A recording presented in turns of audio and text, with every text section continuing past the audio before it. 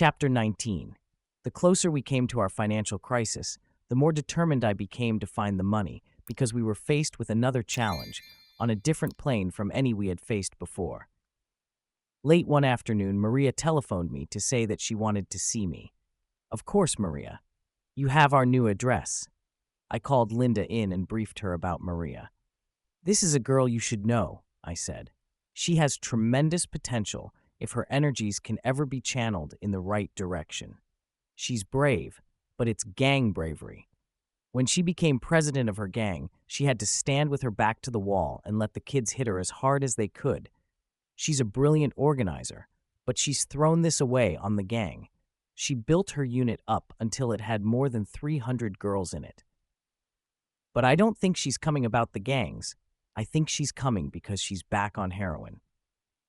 Then I briefed Linda on Maria's battle with the drug. I told her how she'd been a mainline addict when I first met her more than 4 years earlier. I told how she'd tried to throw the habit after she came forward at St. Nick's, how she'd married, how everything seemed to go smoothly for a while. Maria quit the gang, Johnny got a job, children began to come along. But one day, Maria and Johnny had a fight. The first thing Maria did was to connect with a seller and start drilling again. She had gone off once more for a short while, but now I felt sure she was calling to say she was back on again. While Linda and I were talking, my secretary came in and told us that Maria was outside. What a tragic change had come over the girl since I last saw her. Linda and I both stood when Maria walked in.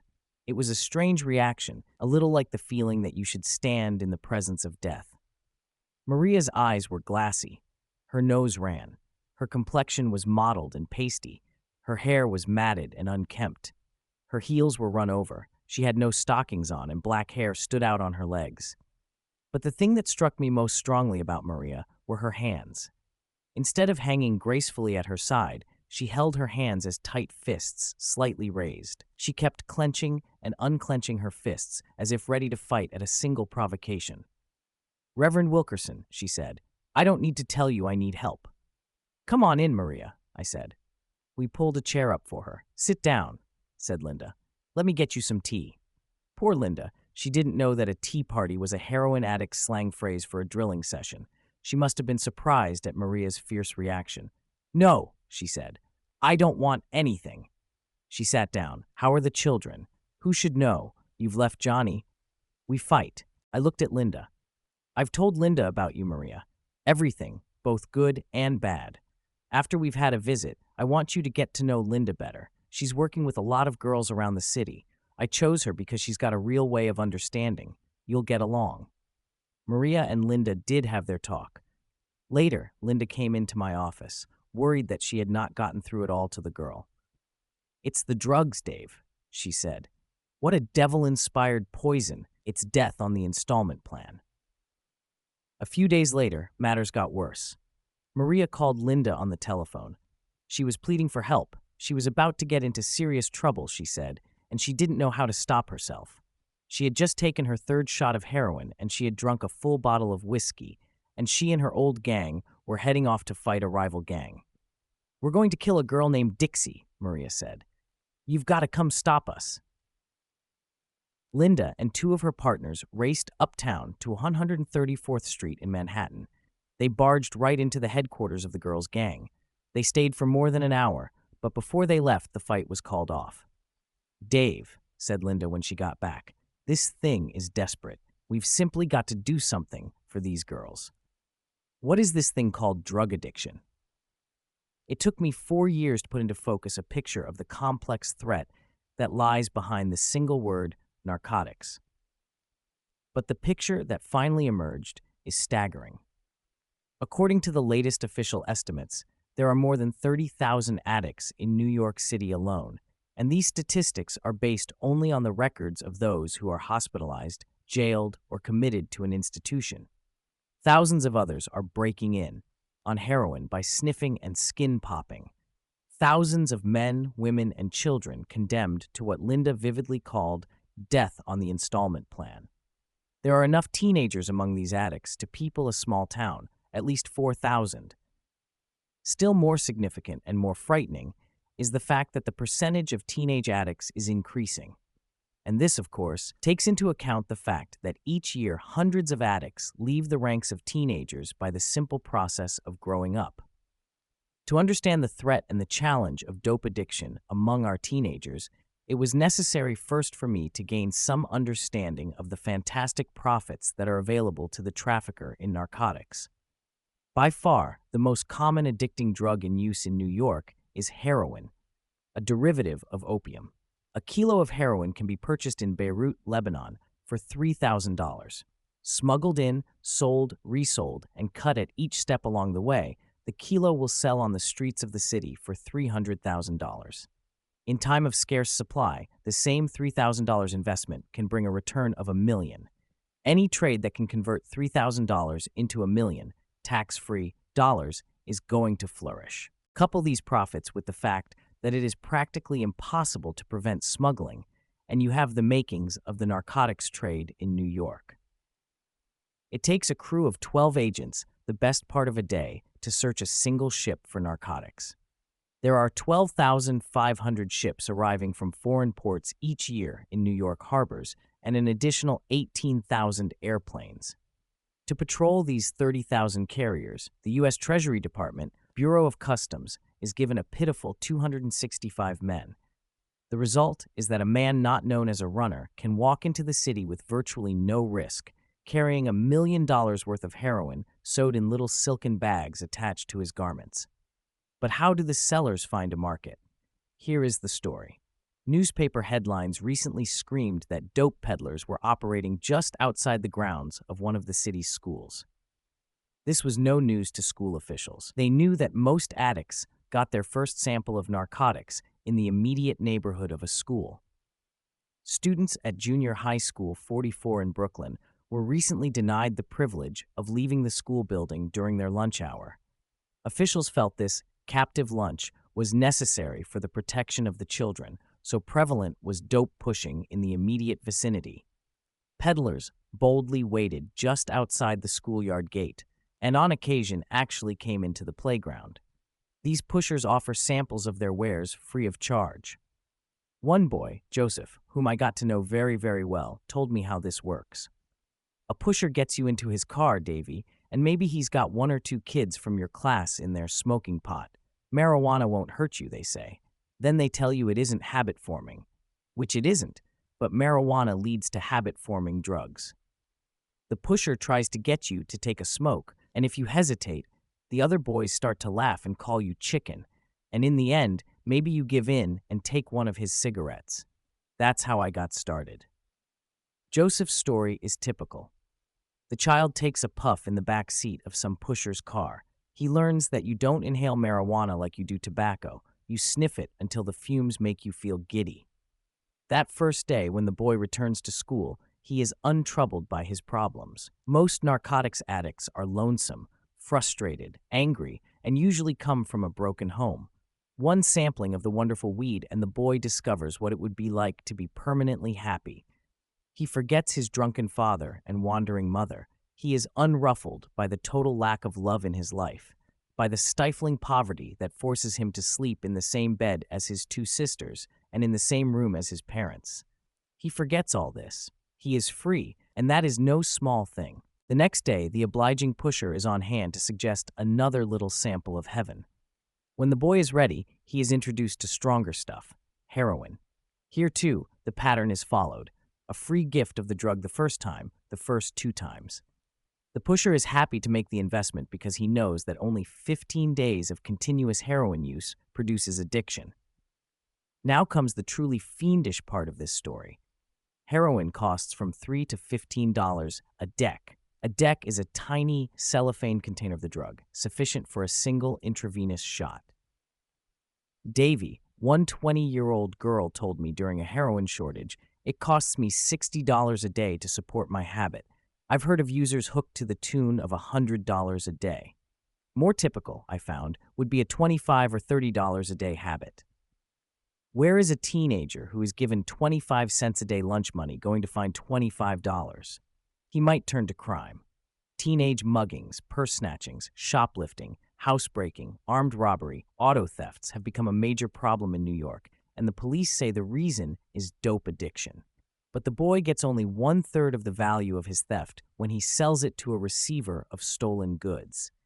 So to support a $25 a day habit, he must steal $75 worth of goods. The director of the Narcotics Bureau in New York, Inspector Edward Carey, estimates that drug addiction is responsible for $200,000 a year in stolen goods in this city alone. Theft, though, is not really the answer for a boy who has become addicted. It takes too much ingenuity and too much effort, and there is always the risk involved. A much simpler solution is to become a seller. On a dark street corner, one night, a teenage boy told me how this happened to him. Carl is 18. He has been mainlining for 3 years. When he first realized that his habit was going to cost him $15 a day, then $20 a day, then $25, he went to his supplier and offered to help him sell. Oh, no, boy. If you want to sell, you have to find your own customers. And in this sentence lies the reason for the steady spread of addiction. Carl, to pay for his own drugs, pressed narcotics on younger boys. He used the same technique that had been used on him. He passed off the habit as being worth the couple bucks it costs. He chose the more sensitive, hurt, withdrawn boys to pressure. He called them chicken when they wouldn't smoke marijuana. And in the end, Carl succeeded in building up a business for himself. Into the chain of ever-widening addiction, not 1 but 10 new boys were added. One of the questions I asked these boys was, "Why don't you just stop?" Suppose that a boy did choose to stop. This is what he faces. About 2 hours after the effect of the final shot wears off, the boy begins withdrawal symptoms. First, there is a deep craving which pulls at his body from every pore. Then the boy begins to sweat. He shakes with chills, while his body temperature rises higher and higher. He begins to vomit. He retches for hours on end. His nerves twang with excruciating pain from foot to hair roots. He suffers hallucinations and nightmares more horrible than the worst ever imagined by an alcoholic. This lasts for 3 full days, and unless he is helped, he just won't make it. Even with help, the chances are 9 to 1 that he will never be free from his habit. Each year, 3,500 addicts are admitted to the United States Public Health Service Hospital in Lexington. More than 600 doctors and staff members try to help the addict free himself from the habit. Yet a 20-year study carried out between 1935 and 1955 showed that 64% of the addicts returned. Many more went back on drugs without returning to the hospital. Between 85 and 90% of the addicts, says Dr. Murray Diamond, chief medical officer at the hospital, eventually return to their habit. "Once you are hooked, man," a boy who had been to Lexington told me, "you are hooked for good. I got me a fix within 5 minutes after getting out of that place." What happens to the 9 out of 10 addicts who cannot throw their habit? A physical deterioration takes place that is painful and repelling. Carl, even while he was pushing drugs upon younger boys, had in his possession an official bulletin from the New York Police Department describing the effects on the body of continued use of drugs. To be a confirmed drug addict is to be one of the walking dead. There are many symptoms to indicate a confirmed addict. Any of them may be present. The teeth had rotted out. The appetite is lost, and the stomach and intestines don't function properly. The gallbladder becomes inflamed. Eyes and skin turn a bilious yellow. In some cases, the membranes of the nose turn a flaming red. The partition separating the nostrils is eaten away. Breathing is difficult. Oxygen in the blood decreases. Bronchitis and tuberculosis develop. Good traits of character disappear, and bad ones emerge. Sex organs become affected. Veins collapse, and livid purplish scars remain. Boils and abscesses plague the skin. Gnawing pain racks the body. Nerves snap. Vicious twitching develops. Imaginary and fantastic fears blight the mind, and sometimes complete insanity results. Oftentimes, too, death comes, much too early in life. Compared with normal persons, according to one authority quoted in a U.S. Treasury Department pamphlet, drug addicts die of tuberculosis at a rate of 4 to 1, pneumonia 2 to 1, premature old age 5 to 1, bronchitis 4 to 1, brain hemorrhage 3 to 1, and more than 2 to 1 of a wide variety of other diseases. Such is the torment of being a drug addict. Such is the plague of being one of the walking dead. Carl knew what was ahead for him. It didn't slow him down at all, nor did it slow Shorty down. Shorty came to me looking for help, and in the process he taught me a tragic lesson. Shorty was 19 years of age and addicted to heroin. He had been on drag since he was 15 years old. Tammy was Shorty's girlfriend, a very beautiful girl of 17. Her parents were known in New York business and social circles and attended a fashionable church. Shorty asked me to get Tammy off the stuff, and I agreed to see the girl. When Shorty and I tapped on the door of a dark, rat-infested backstreet tenement basement room in Brooklyn, there was a quick shuffling inside. We waited while an impatient Shorty mumbled under his breath. When the door opened, there stood Tammy, open-mouthed in surprise at our sudden visit. There were two other young men in the dimly lit room. They had rolled up the sleeves of their left arms. On the table before them lay the works, consisting of a needle, bottle cap cooker, a glass of water, and a small cellophane bag containing a white substance, H or horse or heroin. "Who's he?" said Tammy, jerking her head toward me. "He's okay," said Shorty. "He's a preacher. I asked him to come here." "Well, he's going to have to wait if he wants to talk to me." Tammy turned her back on us and went ahead with the heating process we had interrupted. Shorty must have read my mind, because he turned to me and whispered very softly, "Don't try to stop them, preach. If you mess up the fix, those boys'll kill you. I mean that. If you go out and try to get the cops, we'll be gone by the time you get back. Stick around. It's good for your education." So I stuck around and got my education in what it's like to be a teenager on dope. While the preparation of the injection was going on, Shorty told me Tammy's story. She, too, had been on heroin since she was 15. Her parents didn't know the double life she led, including the nights she spent with men. All they knew was that Tammy had left home and was living in the village. They saw her on weekends, and although they were a little shocked at Tammy's bohemian life, still all girls had to go through the rebel stage. They left her alone. Tammy's rebel stage consisted of a growing addiction to heroin and a deepening involvement in sex for pay. "She has to do it to support her habit," said Shorty. "She's a call girl. She has a regular list of clients, most of them Madison Avenue businessmen with wives up in Westchester." And then Shorty lowered his voice. "But the thing that gets me is how she's taken up with these queers. She's becoming more and more a lesbian. It's where she gets her kicks." I didn't have the heart to ask Shorty where he fitted into this picture. He was less than 5 feet tall and dark. Tammy was slender, tall, and blonde. I just let the subject alone. Shorty was getting impatient. I shall never be the same, as a result of the scene I witnessed in the next few moments. The preparation of the fix had taken some little time. By now, each teenager, including Shorty, was pushing and struggling to shoot up first. The sickest was allowed to drill before the others, and Shorty suddenly went into a seizure of shaking and retching and moaning. I suppose so that he could be first. With starving eyes, the 4 youngsters watched one of the boys pour heroin from the little cellophane bag into the cap cooker. Not one grain was wasted. "Hurry up," they all screamed, low, into his ear. With shaking hands, the boy lit 2 matches under the cooker and boiled the contents. The other addict took off his belt and applied a tourniquet to Shorty's arm. The other addicts were now getting very agitated. They stood by gritting their teeth and clenching their fists to keep from grabbing the loaded needle from Shorty's hand. Tears were streaming down their cheeks. They were cursing under their breath and biting their lips. And then, one by one, there was that final puncture that was so exhilarating. Needle against extended vein. I have never felt so close to hell. The kids drifted off into a kind of euphoria. For a long, long time, I listened to their foolish gossip and rambling. Shorty told me of a dream where he stood before mountains of white H, loaded needles and an eternal fire to boil the stuff with.